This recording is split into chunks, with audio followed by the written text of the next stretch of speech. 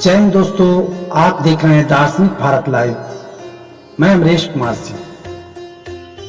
आज हम आए हुए हैं विश्व प्रसिद्ध हरियर क्षेत्र सोनपुर अवस्थित साधुगाछी धनौती आचार्य गद्दी के परिसर में।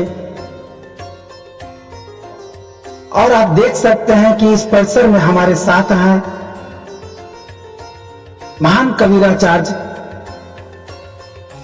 सदगुरु कबीर साहब के परम भक्त भगवान दास जी के शिष्य जो तपसी बाबा के नाम से जाने जाते हैं।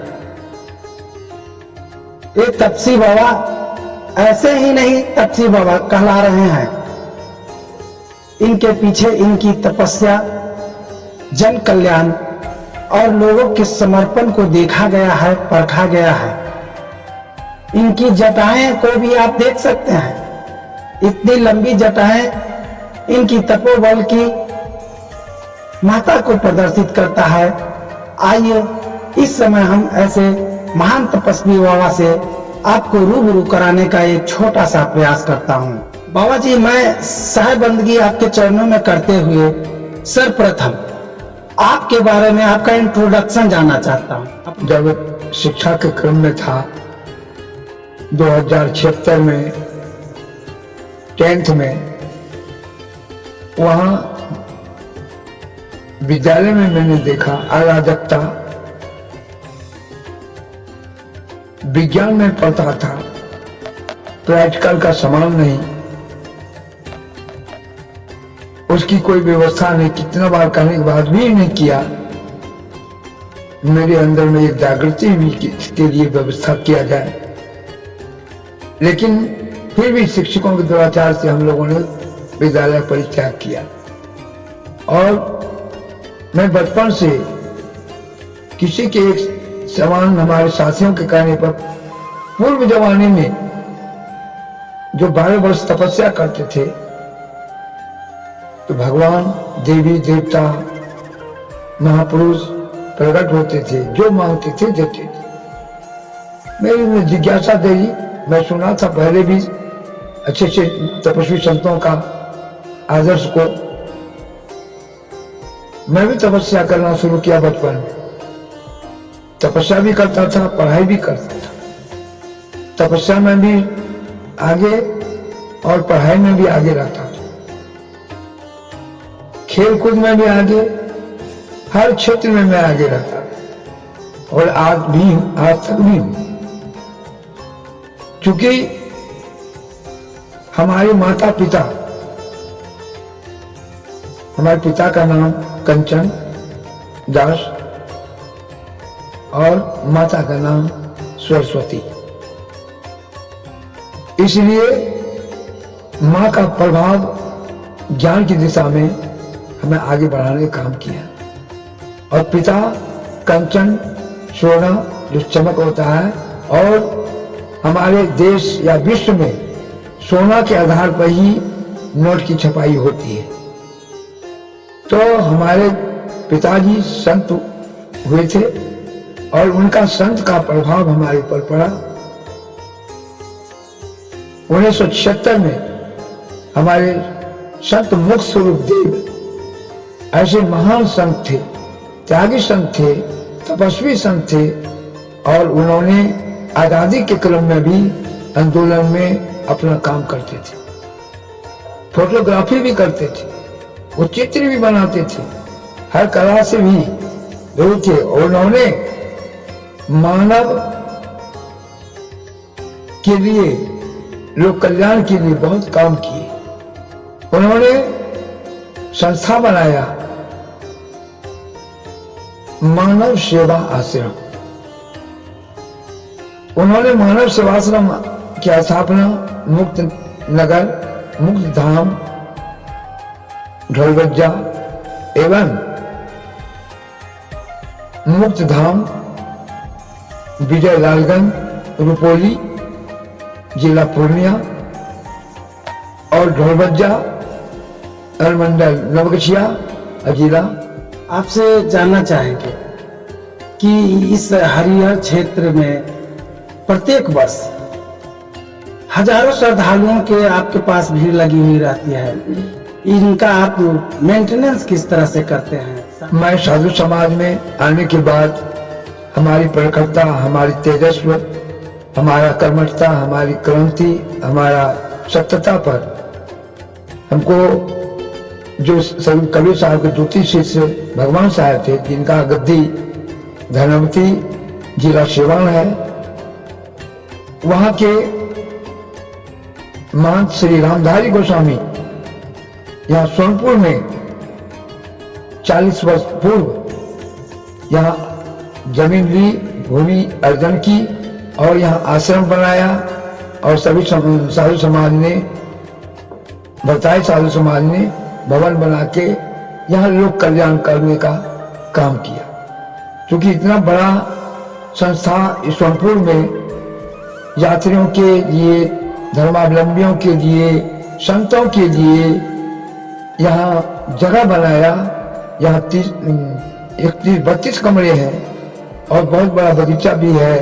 उसमें सब लोगों को हजारों हजार की संख्या में सोनपुर मेला, जो हमारा विश्व प्रसिद्ध मेला रहा है, तो धनवती का मुझे, जब धनवती की स्थिति बहुत बिगड़ गई तो मैं एक बार चक्कर उनका लगाया कि मैं अब यहाँ दीपक जलेगा। इसमें खूंखार अपराधी तत्व के गुरु प्रसाद गोस्वामी, गरभू गोस्वामी, जिनके अपराध से वह ध्वंस हो चुका था, वो साधु न रहते थे। मैं अकेला जाकर के परिक्रमा करके आश्रम का मैंने आधार दिया, नहीं यह अब रास्ता पकड़ेगा, और उसमें महंत बने और उसकी मृत्यु भी हुई। उसको समाधि में लेने देते थे अपराधी और गरभू। मैं अकेले, सभी साधु लोग डर के मारे परेशान थे। अचानक मुझे कोई सूचना नहीं थी, मैं अचानक वहां पहुंचा और मैं सबको चैलेंज दे करके समाधि दिया और उस पर मुझे आचार्य बनने के लिए सब लोगों ने प्रस्तावित किया। 2 बार हम प्रस्तावित किया। मैं कहा कि मुझे देश और विश्व के लिए काम करना है, यहाँ गद्दी बड़ी गद्दी है, तो आश्रम के चक्कर में हम नहीं रहेंगे, हम विचार करेंगे, नहीं कोई होगा तो मैं करूंगा। तो इस अवस्था में कुछ वर्षों के बाद किसी को बनाया गया, लेकिन वो उसके ऊपर भी आफत बहुत होने लगे। गुरु प्रसाद गोस्वामी आकर मन करते रहे और बहुत स्थिति में गंभीरतम हो गई। प्रशासन भी उसी को साथ देने लगा। तब मुझे सभी संतों ने और आचार्य शत्रुघ्न गोस्वामी आमंत्रित किए। नहीं, आपको उस समय में कोसी विजय घाट पक्का पुल के साथ साथ भारत के जो संवैधानिक स्तर है उसको पक्कीकृत करने का मैंने निश्चय लिया था। उसका मेरे पास सब पेपर्स है, जो मैं राष्ट्रपति को, प्रधानमंत्री को, मानवाधिकार को, सबको मैंने और संसद सभा के अध्यक्ष को मैंने सूचना जारी किया कि मैं जो पक्का पुल बनने का आंदोलन किया हूँ, विजय घाट जिला भागलपुर अंतर्गत हमारा मानव सेवा आश्रम है, वो बिल्कुल कोसी नदी के कगार पर है और बाढ़ पीड़ित है, इसलिए वहां पक्का पुल होना आवश्यक था। तो इसलिए मैं उसके लिए संकल्प 2003 में हमारे गुरु जी का देहांत हुआ और 2003 में मैंने संकल्प लिया और पक्का पुल के लिए आंदोलन किया। जब अफसर और नेताओं के द्वारा, मंत्रियों द्वारा कोई सुनवाई नहीं होने लगा, मैं कहा कि यह अराजकता है, यह भ्रष्टाचार है।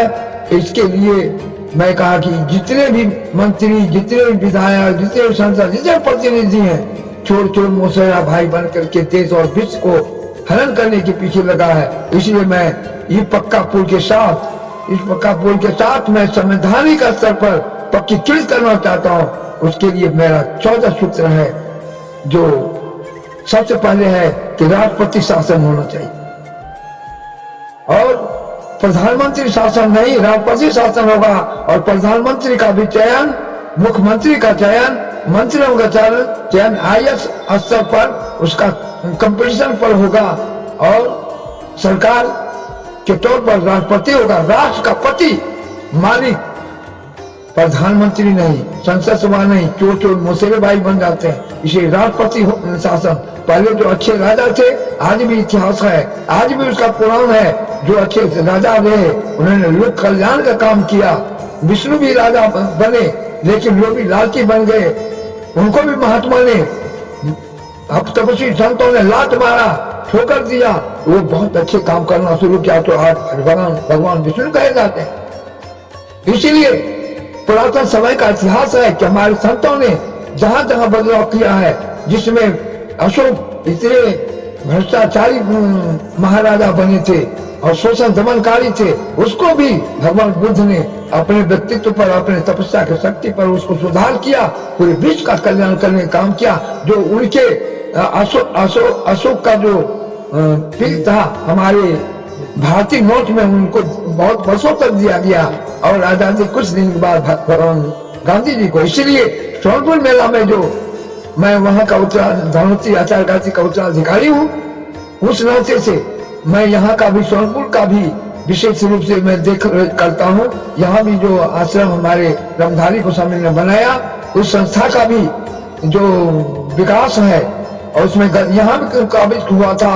वही गर्भू जो अपराधी जो दर्जनों मर्डर किया है, उसको मैंने यहाँ से निकलने का काम किया, अकेला शक्ति, तपस्या की शक्ति के द्वारा। अफसर भी लोग भागते थे, अफसरों को मैंने पकड़ा, करना पड़ेगा, नहीं करोगे तो मेरी तपस्या की शक्ति काम करेगी। तो इसलिए तपस्या में इतनी बड़ी शक्ति होती है। ज्ञान से ही तपस्या कर सकते हैं, और तपस्या करने से अपने कर्तव्य भूमिका को बनाएंगे तो आत्मबल, और आत्मबल से बढ़ के दुनिया में कोई शक्ति नहीं है। इसलिए तपस्या आवश्यक। और ये साधु गाची, यहाँ साधु, पूरे विश्व के साधु लोग, पूरे भारत के साधु लोग आते थे, अपना धुनी लगाते थे, भजन कीर्तन करते थे। इसका प्रभाव पूरे विश्व पर पड़ता था, इसलिए विश्व साधु कहा जाता था। और पूरे भारत स्तर का, विश्व स्तर का यहाँ पशु पक्षी, जानवर, हाथी, घोड़े सब आते थे, बिक्री होती थी, जिसके लिए प्रसिद्ध था। लेकिन आज कदाचारता, भ्रष्टाचारता बढ़ गया है। यहाँ पशु मेला खत्म कर दिया गया, हाथी भी खत्म कर दिया गया, प्रदर्शन खत्म कर दिया गया, और साधुओं के लिए जो तपस्या स्थल थी जंगल, उस जंगल को भी कब्जा कर लिया और तपस्या नहीं करने देता है। हम लोग तो अपनी शक्ति से तपस्या करना शुरू करता हूँ, एकांत में, जो कोई वहां घुस नहीं सकता है। और वही शक्ति है मैंने सरकार को, राष्ट्रपति को, प्रधानमंत्री को दिया। उस मांग के क्रम में जो हमारा पर्वतीय क्षेत्रीय पर्वत है, उसको तपस्या स्थल घोषित और संरक्षित करना, उस मांग में, 14 मांग में। और या पूरे देश में 2 ही पार्टी होगी, एक पार्टी होगा लोक कल्याण पार्टी, एक पार्टी होगा जन समाज सेवा पार्टी। 2 पार्टी होगा, दोनों पार्टी के अंतर्गत में एक राष्ट्रपति ही बनेगा, और उसमें 11 मेंबर बनेंगे जो संसद सभा के अध्यक्ष बनेंगे। उसमें 4 होंगे विद्वान तपस्वी संत, दो होंगे हमारे, एक होंगे राज्यपाल, और 2 होंगे पत्रकार, एक लेख मीडिया, एक इलेक्ट्रिक मीडिया, और दो होंगे जज, एक सुप्रीम कोर्ट के जज होंगे। वर्तमान समय में देखा जा रहा है कि एक तरफ राजनीति हो रही है, और आज के पहले समय में धर्मनीति और राजनीति दोनों का समन्वय होता था। और यह अभी हाल फिलहाल में भी देखा जा रहा है कि जो साधु के भेष धारण किए हुए हैं, सत्य का झंडा लिए हुए हैं, लोगों को शिक्षा देते हैं, झूठ नहीं बोलना है, प्रेम से रहना है, मेल मिलाप के साथ रहना है, और वही लोग कुछ झगड़ा में लिपटे हुए रहते हैं। वही लोग मतलब गलत मैसेज आता है, उन्हीं के बीच से विवाद की घटना सुनने को मिलती है। यह कहाँ तक सही है? हमारे न्यूज के हुआ तक सोनपुर जो मेला है साधु का एक क्षेत्र था, और आज वो उसमें से कबीर भगवान धाम जो साधु सेवा, संरक्षण और आम पब्लिक को सेवा भोज भंडारा के साथ किए जाते हैं। उसमें हम सकड़ी से पहले फाटक रख के करता था, मैं खुला फाटक छोड़ता हूँ, दरबार खुला है और सब लोग करते हैं रहते हैं। उसके साथ मेरा यहाँ एक केंद्र है जो कि पूरे विश्व में छाए कि कबीर जिस समय मुगल सम्राट के समय था उसमें लोधी इतने अत्याचारी थे, भ्रष्टाचारी थे, अपने शक्ति से, अपनी योग शक्ति से, अपने कर्म शक्ति से उसको भी सही करके लोक कल्याण का काम किया। पूर्व जमाने का भी आता है और आज का जो उसके खानदान के हम लोग साधु संतान, तपस्वी संतानों के खानदान के हम लोग साधु हैं, लेकिन मठ मंदिरों में जो धन संपत्ति होने लगा, अर्जन होने लगा, जहां संपत्ति हो जाती है वहां नाश का कारण ऐशारामी हो जाता। आजकल साधु भी ऐशारामी हो गए, जो होगा ऐशारामी वो एक नंबर का हरामी होगा। इसलिए आज आम लोगों में भी विश्वास टूट गया, आम लोगों में विश्वास उतर गया, इसलिए उनके धन को लूटने के लिए पीछे लगा हुआ रहता है। क्योंकि अपराधी गति तो ज्यादा बढ़ गई, क्योंकि प्रशासन में अपराध है, हमारे प्रतिनिधियों में अपराध है, सुधार कौन करेगा? और हमारे दुनिया में 3 ही व्यक्ति है कि दुनिया को उद्धार कर सकता है, कल्याण का मार्ग पर सकता है। पहला तो संत, दूसरा नेता, तीसरा पत्रकार। अगर तीनों का योग बन जाए, त्रिवेणी संगम, और त्रिवेणी संगम हमारा प्रयागराज में जहां तपस्या करते थे संत महात्मा, उतना समय नहीं है कि आपको मैं पूरा इतिहास बताऊं, लेकिन वहां त्रिवेणी संगम में धारा कर दिया। मैं 2013 में वहां कुंभ मेला लगी थी, उसके पहले मैं 3 महीना का मैं संकल्प लिया था, 108 दिन का। मुझे निराहार तपस्या करना है। हमको जगह नहीं दिया, मैं राज्यपाल को, प्रधानमंत्री को, डीएम को, सबको मैंने दिया, कोई नहीं दिया। तो मैं उस चारों तरफ के पानी, बीच में टापू था, वहां जाके मैं 108 दिन तपस्या किया। उसमें मैंने वहां का जो विशेष पदाधिकारी थे इलाहाबाद के, उससे मैंने कहा महाराज वहां बिना खाए कैसे रहोगे, कैसे जियोगे? मैं कहा 3 महीना नहीं खाऊंगा, मैं कुदारी चला सकता हूं, मेरे सामने कोई काम नहीं कर सकता है। तो बाबा कम से कम आपके स्वास्थ्य के लिए डॉक्टर भेज दूं, मैं बीमार भी पड़ता हूं, कुछ भी घटना भी घटेगा, मैं इलाज नहीं करता हूं, नहीं जड़ी बूटी करता हूं, अपनी शक्ति से मैं अपने स्वस्थ हो। हमको डॉक्टर की जरूरत नहीं, केवल इतना है कि मेरे आसपास कोई भी शिविर नहीं लगेगा, मुझे एकांतवास की तो तपस्या करना है। कहा महाराज जाइए। प्रशासन दे दिया और मैं 108 दिन तक वहां भी तपस्या किया। मुझे यहाँ ज्ञान हुआ, गंगा जो है पवित्रता का द्योतक है, सबसे पहले पवित्रता लाओ। जमुना जो है कर्तव्य परायणता का दिया है, कर्तव्य परायण बनो। अब तीसरा क्या है? वह सरस्वती है, ज्ञानदायिनी है। ज्ञान दोनों के लिए, ज्ञान जो है पवित्रता के लिए ज्ञान चाहिए, कर्म परायणता के लिए भी ज्ञान चाहिए। बिना ज्ञान से कुछ नहीं होगा। इसलिए तीनों का अगर योग होता है तो ये हमारा जो त्रिभुवन है, आकाश, पाताल, मृत्यु, भवन, तीनों का एक समीकरण बनता है। और हमारे जीवन में भी प्रमाण, ये मस्तिष्क क्षेत्र रखो, अपना हृदय, ये जो विष्णु का क्षेत्र माना जाता है, विष्णु को भी लात मारा था, वो सही काम किया। तो आज भगवान को, विष्णु को जो है हृदय में मानते हैं, हृदय को शुद्ध रखो। और ये मेरा जो कोई शिव है, शिव भी बुखला गया था कामातुर होकर के, और जिसके चलते लोगों को परेशान कर रहा था और औरतों के पीछे दौड़ता था। सभी लोगों ने मिलकर के कहा पार्वती को, अपने पति को संभालो। तब अपने पनियाया जो आज शिवनी की पूजा होती है और उसका दर्शन, इसलिए जो अपने इस योनि को सुधार कर रखेगा, अपने हृदय को शुद्ध रखेगा और अपने मस्तिष्क को सिद्ध रखेगा, तो 3 लोक में 3 चीज, सत्य, जहां सत्य होगा वहां प्रेम होगा, जहां प्रेम होगा वहां सेवा होगी, और सेवा ही दुनिया का सबसे बड़ा महानता है। इसलिए किसी शायर ने कहा, इस धरती पर वही इंसान हुआ है, दुनिया के नजरों में वही महान हुआ है। दम निकला भलाई पर, आह नहीं आई, आने वाला पीढ़ी का देवी देवता सदगुरु संत भगवान हुआ, अल्लाह रसूलुल्लाह हुआ। और आज कहते हैं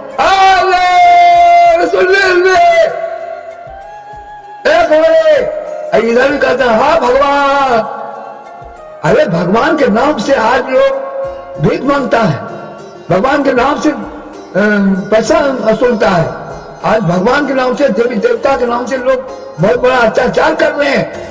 और मैंने तपस्या करने की कड़ी में कहा, ये हमारा मानव समाज, पूरा विश्व एक दूसरे का घातक बनते जा रहा है, एक दूसरे को लूटने के लिए चल रहा है, भ्रष्टाचार के दौर में चल रहा है। कहते हैं कि भगवान का अवतरण होता है।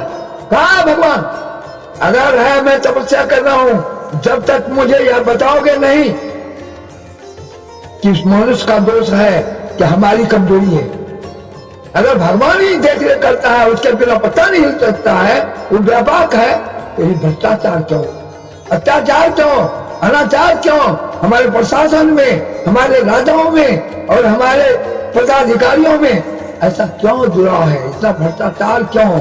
कैसे सामान्य लोग आगे उठेगा? माता पिता अगर गलत होगा तो संतान भी उसका गलत होगा, जिसका गुरु सही नहीं होगा उसका चेला भी सही नहीं होगा। इसलिए सबको तीन चीज पर ध्यान रखना चाहिए। सत्यवान हो, राजा हरिश्चंद्र भी एकांत में, उसका बेटा मरा हुआ है, पत्नी गिड़गिड़ा रही है, मेरे पास कुछ नहीं है, काक मैं सत्य छोड़ करके असत्य नहीं हो सकता। रात्रि के मौसम में कौन डालेगा, कौन देखेगा?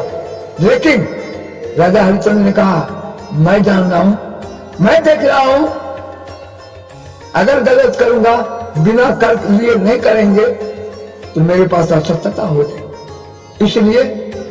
इसलिए तुम कर दो। तो अपना आंचल फाड़ करके दी। आज राजा हरिश्चंद्र का, रामचंद्र के पूर्वजों का है, राजा दशरथ कभी सत्यता पर थे, उनका भी योग था। तो आज के हमारे और पूर्वज कपिल, कनाद, कपिल, वशिष्ठ, व्यास, नारद, सुखदेव, दधीची जिस समय तपस्या कर रहे थे, तपस्या इंद्र जो देवताओं को राजा माने जाते थे, तपस्या नहीं करने दिया।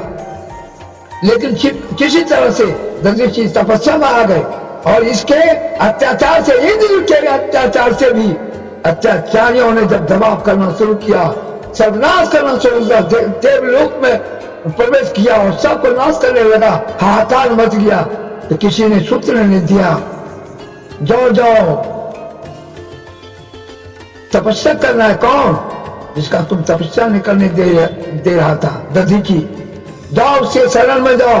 वह अगर तुम्हें कुछ दे देगा, उसकी अच्छी ले आओ, उसका वज्र बनाओ, तब राक्षसों का संहार होगा, तब तुम लोगों का बचाव होगा। उसी स्तर पर वहां से पहुंचा, गिर गिराया, प्रभु कौन है तुम? मैं हूं इंद्र। अरे इंद्र, तुमने किसी को तपस्या करने नहीं देता था, आज आया है तुमसे हमसे मांग ली। जाओ, लोक कल्याण के लिए मैं तुम्हें वर देता हूं। और उसके अस्त्र लेकर के संहार किया।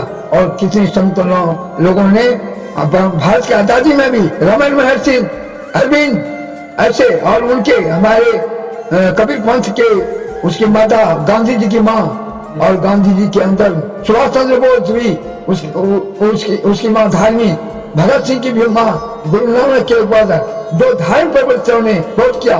और मैं जब लोक कल्याण के हित में आंदोलन छेड़ा था, मैं गया था सुप्रीम कोर्ट, उसके पीछे है हमारे भारत के संविधान का नजारा। मैं गया, हमको जाने नहीं दे रहा था वेशभूषा से। मैंने जब उसको फांसी दिया, अंग्रेजी में, हिंदी में उसको जब बोलना शुरू किया, कहा मारा चलिए, और पाया ही बोर्ड में भी लिखा हुआ बड़े अक्षरों में, धर्म शास्त्रों से संकलित हमारा भारतीय संविधान। और जी एक मेरा आखिरी सवाल आपसे रहेगा कि आज के परिवेश में लोग चाणक्य नीति का अध्ययन और प्रयोग ज्यादा करने लगे हैं। किसी काम को बनाने के लिए या किसी को अपने तरफ झुकाने के लिए साम दाम दंड विभेद यह कहाँ तक उचित है? चाणक्य नीति भी मैंने पढ़ा है, और चाणक्य नीति और हमारे धार्मिक पूर्व के धार्मिक नीति दोनों का समीकरण सही है। राजनीति हमारा सही है। कोई भी राजनीति यह नहीं कहता है किसी का अपराध करो, अत्याचार करो, अन्याय करो। सभी कहते हैं सत्य पर सबके हित के लिए कल्याण का काम करना चाहिए। सबके नॉलेज में है और सबके संविधान में है। और हमारा जो भारतीय राष्ट्रीय संविधान है, यह भारत जो है सब प्रधान धर्म प्रधान देश रहा है, इसलिए धर्म शास्त्रों से संकलित हमारा संविधान है जो कि लोक कल्याणकारी मार्गदर्शक, उसका उदाहरण भी उसमें दिया है। और मैं अपने जीवन में बचपन से यही अनुभव कर रहा हूँ, इसलिए मैं तपस्या करी में भी लोक कल्याण के हित में, भ्रष्टाचार के विरोध में और शिष्टाचार, क्योंकि हमारा संविधान में संवैधानिक नामकरण है आदर्श आचार संहिता। मैं बहुत अफसरों को, बड़े नेताओं को मैं पूछता हूँ आदर्श व्हाट इज द आदर्श आचार संहिता क्या है? इसका आदर्श माने पवित्रता, आदर्श पूर्ण और आचार कर्तव्य परायणता। आदर्श पूर्ण कर्तव्य परायण संविधान जिसको कहते हैं, संहिता को संविधान भी कहते हैं, तो इसमें संहिता है। संहिता तृतीयशो संहिता संस्कृत में व्युत्पत्ति है। सब मतलब बराबर, सबके हित के लिए जो बराबर नियम हो, वो ये है हमारा भारतीय और विश्व संविधान का सूत्र। और यही पुस्तक है जिसको आज कहते हैं लोग कानून, इसको कहते हैं एक्ट अंग्रेजी में, उसको कहते हैं संविधान का विधि। तो इसलिए हमारे भारतीय संविधान का जो संत परंपरा का ये हमारा देश है, और संत परंपरा ही हमारे विश्व को आगे बढ़ाने का काम करते रहा है। इसलिए सोनपुर मेरा भी वो एक द्योतक है या प्रेरक का काम करे, इसलिए मैं इसको बढ़ोतरी के रूप में करता हूँ। अंतिम समय में दर्शकों को या जो आपके चाहते हैं समाज के लोगों को किस तरह का संदेश देना चाहेंगे? मैं 1 वर्ष के लिए तपस्या करने जा रहा हूँ, तपस्या करूंगा। इसका एक्नॉलेजमेंट मैंने सरकार को पहले भी दिया है, राष्ट्रपति को ज्ञापन दिया है, और मैं 3 महीने के अंदर घोषित करूंगा, सूचना जारी करूंगा कि 1 साल के अंदर जो मैं सूचना जारी कर रहा हूँ कि राष्ट्रपति शासन ही केवल लागू हो, और वहां कोई भी विधायक नहीं बनेगा, कोई संसद नहीं बनेगा, केवल राष्ट्रपति का चुनाव होगा। यहाँ तो बंदर भाट होकर के सर्वनाश की स्थिति जा रहा है, अपराधों के माध्यम से जीत करके आता है और अपराधी का संरक्षण दे करके भ्रष्टाचार बढ़ाते जा रहा है, और जन सामान्य आदमी उसमें मुड़ते जा रहा है। इसीलिए मैं उद्देश्य बनाया हूँ, मैं तपस्या करके वह शक्ति लाऊंगा और सूचना जारी कर दूंगा कि अगर या तो करो जो कहते हैं करो, नहीं तो राजनीति छोड़ो, और नहीं छोड़ोगे तो मरो। एक बार संसद में एक बार आवाज दूंगा, संहार। एक बार अगर संहार हो गया, पूरी दुनिया चला, कोई भी नेता बनने के लिए, कोई एमएलए एमपी बनने के लिए तैयार नहीं होगा। तैयार वही होगा जो अपने आप में सत्यवान होगा, लोगों का कल्याण करेगा, वही बच करके जिंदा रह करके एक कोई गुणवान संतान है, एक भी गुणवान नेता, एक भी गुणवान साधु, 3 निर्वाण भी एक चंद्र तमोहंती नोचा तारा, एक ही चंद्रमा पूरी रात्रि को सुशोभित प्रकाशित और संरक्षित चित्रता प्रदान करती है, और कोई तारा नहीं। उसी तरह से एक ही संत हो, एक ही नेता हो, एक ही सरकार हो जो सबका कल्याण करेगा। मैं उस सुधार से मैं आगे आऊंगा। हमको दुनिया कोई शक्ति ने मैंने बना लिया है, कोई मार नहीं सकता, हमको कोई बिगाड़ नहीं सकता है। इसलिए प्रकृति भी हमको साथ देती है, हमारे जानवर भी साथ देता है, जंगल में भी। शेर को भी कहूंगा ऐसे करना करता है, सब को भी कहूंगा जाओ, चला जाता है। और अभी अभी आपने तपस्वी बाबा के दार्शनिक विचारों से अवगत हुए। इन्होंने वर्तमान समय में एक तरफ सरकार के विधि व्यवस्था पर गंभीर चिंता व्यक्त किया है, तो वहीं दूसरी तरफ जनप्रतिनिधियों और कमीशन खोरी को लेकर के, जनप्रतिनिधियों के आचरण को लेकर के भी काफी गंभीर हैं। वहीं तीसरी तरफ सत्यता और सन्य मार्ग को अपनाने के लिए आम जनों के लोगों से अपील किया। फिर इसी तरह से मिलते हैं अगले एपिसोड के साथ, तब तक के लिए जय हिंद।